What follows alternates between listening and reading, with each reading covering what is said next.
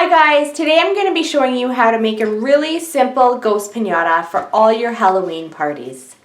We're going to start by paper macheing 2 balloons.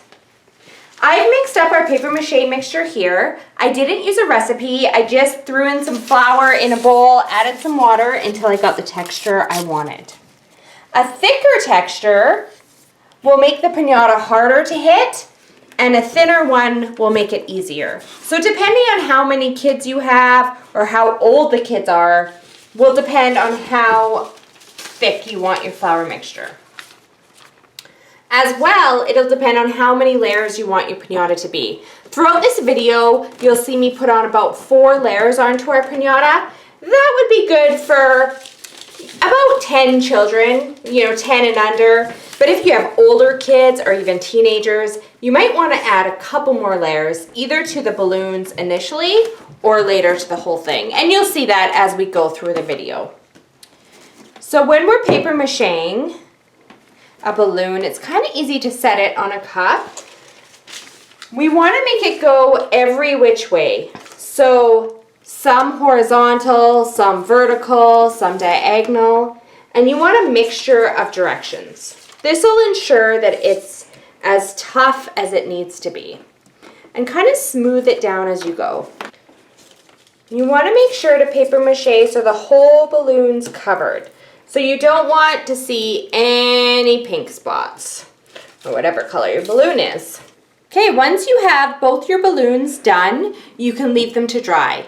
So we'll need to dry them at least 24 hours. You can use a fan to speed it up, or if you live somewhere it's sunny, you can set them outside to speed up the drying process. Okay, we're back. It's been 24 hours. Our first layer is completely dry on our balloon, so I'm going to give it one more layer before we pop them, and we'll see you back here then. Hi, we're back, and both of our balloons for our ghost are all dry and finished. We have 2 solid coats on, so that's perfect for where we're at. Now we're going to pop the balloons. So, pop the balloon. Don't let go of the balloon. If you do, it'll just get sucked in.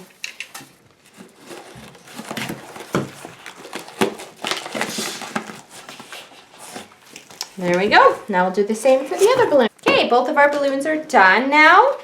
And we're going to take one balloon and we are going to cut it about in half. There we go. Cut it in half, and we're going to set this half on top of the second balloon. Now, what we're going to want to do in this balloon is we're going to cut around so we have quite a large hole. And the reason why we're doing this is because we want to make sure at the end we can stick a string all the way through the pinata, and our treats are able to go through the whole pinata and not just either the bottom balloon or the top. Now we can stick this top on, and we're going to paper mache these together. Hi, we're back with our ghost pinata, and this is where we're at. So we have the 2 pieces put together pretty securely, and I'm just going to hang it on a cup. Sit it on a cup, There we go, like that. And now we need to make it look more ghost-like. So ghosts are like, they kind of have a floating bottom, kind of blow in the wind, so we want to give it that look. So we're going to take some long strips, and we're going to drip them down. So just like securely put the top on, but the bottom, just kind of let them hang. I might need to get a bigger cup. That's okay. And we're just going to do pieces, and we're just going to let it hang and kind of drip dry. If it like crinkles or waves or isn't completely even, that's fine. That's kind of the look we're going for. We're just going to do that. So we're going to do that all the way around. We're going to let it dry, and then we'll be back. Hi, we're back, and our ghost has dried. I ended up doing a couple layers. I just kind of wanted to let it stick out a bit, like kind of flow. So now what we're going to do is we're going to cut it just kind of wavy, like you would picture the bottom of a ghost looking.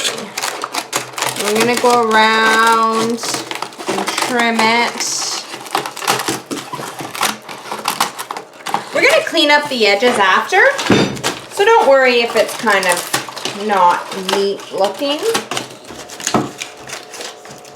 You can kind of rest it on a cup and kind of give it some more shape that you want, okay? And then what we'll do with that, so we'll just take some small strips like so, and we'll just kind of bend them over just to attach both layers together and to clean it up. Okay. I really think that you just have to use a lot of goop to just kind of smooth it out and use that to kind of shape your waves.